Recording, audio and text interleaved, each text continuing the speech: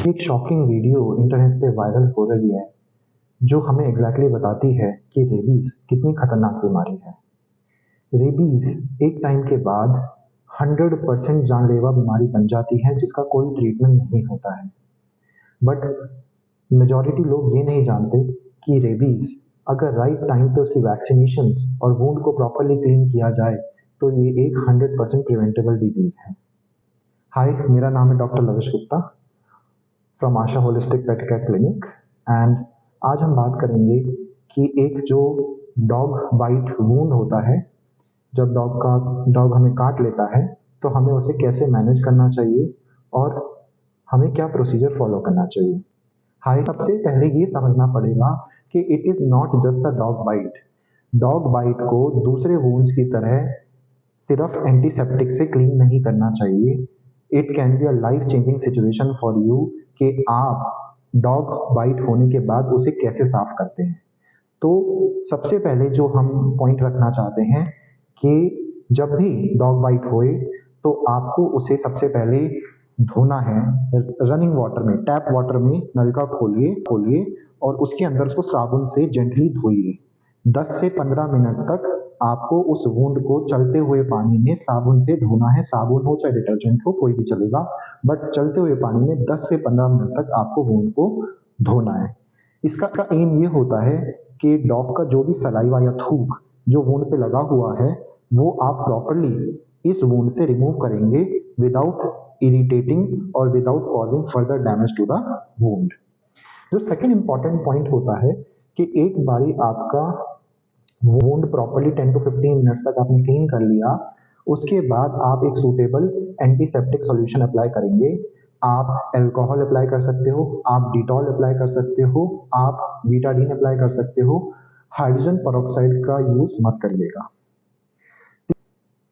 तीसरी चीज, एक बारी आपने प्रॉपर वुंड की धो लिया और उसको आपने बीटाडीन, डिटॉल या आपने किसी और एंटीसेप्टिक से साफ कर लिया तो आप जाएंगे फॉर एंटी रेबीज वैक्सीनेशन। एक और चीज का ध्यान रखना है कि वुंड अगर आपको उसकी ब्लीडिंग बंद नहीं हो रही है या वुंड में रेडनेस बढ़ी जा रही है तो आपको तुरंत डॉक्टर को दिखाना चाहिए। एक सबसे इंपॉर्टेंट क्वेश्चन आता है कि हमें पोस्ट बाइट वैक्सीनेशन लगवानी चाहिए या नहीं लगवानी चाहिए। अगर आपको, मेरी जो पर्सनल रिकमेंडेशन है वो ये है कि अगर आपका डॉग है और आप श्योर हैं कि आपके डॉग को 1 साल तक अभी किसी डॉग ने नहीं काटा है तो आप dog anti rabies post bite vaccination avoid कर सकते हैं। अदरवाइज किसी दूसरे डॉग ने काटा है, चाहे उसकी वैक्सीनेशन हो रखी या नहीं हो रखी, आप उस पर रिस्क नहीं ले सकते हैं।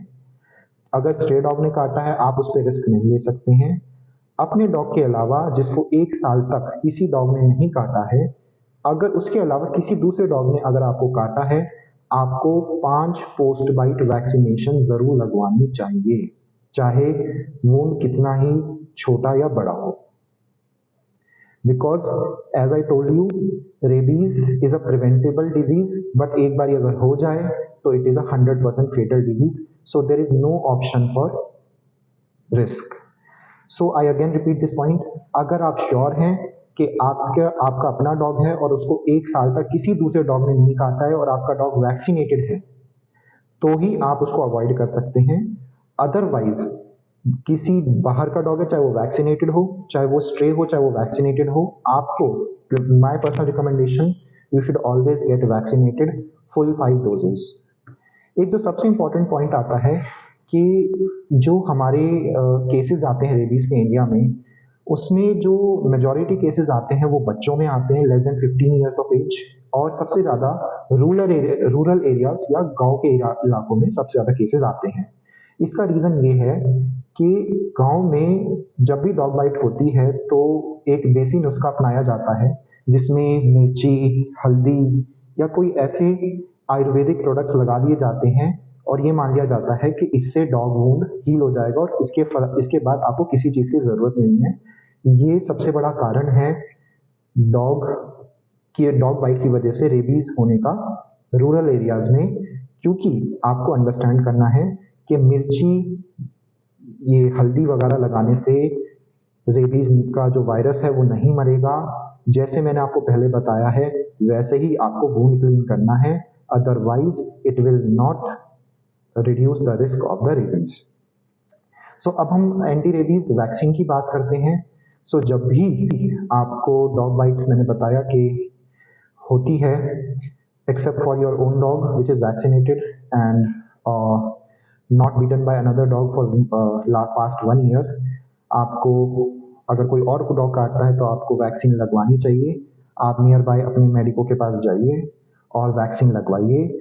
और सीवियर केसेस में जहाँ पे डॉग बाइट जो है वो डीप है वहाँ पे आपको इम्यूनोग्लोबुलिन की भी जरूरत पड़ेगी। So always consult a physician after a dog bite for anti-rabies vaccine and for the immunoglobulin treatment. Last but not the least is the अब रेबीज के सिम्टम्स क्या हैं डॉग्स में और ह्यूमंस में जो हमें देख के रखना चाहिए। सबसे इंपॉर्टेंट पॉइंट है कि अगर आपको डॉग में आइडेंटिफाई कर पाते हैं कि रेबीज के क्या ट्रीटमेंट सिम्टम्स हैं, ह्यूमंस में क्या सिम्टम्स हैं, तो you will be able to better tackle the disease and you will stay away from that dog अगर आपको आइडिया लग जाता है कि उस डॉग को रेबीज हो रखा है।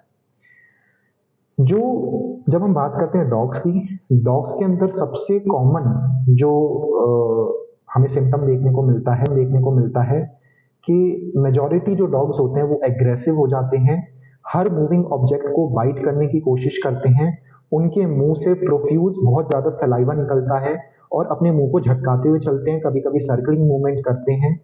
कुछ डॉग होते हैं एक कोने में जाके छुप जाते हैं लेकिन उनके मुंह से भी प्रोफ्यूज सलाइवेशन हो रहा होता है। पानी नहीं पीते हैं, कुछ डॉग को रोशनी से भी डर लगता है इसलिए वो कोने में अंधेरे में जाके छुप जाते हैं। So these are the common symptoms of rabies in dogs. Now what about humans? In humans जो सबसे कॉमन सिम्टम्स होते हैं रेबीज के वो अगेन सेम होते हैं।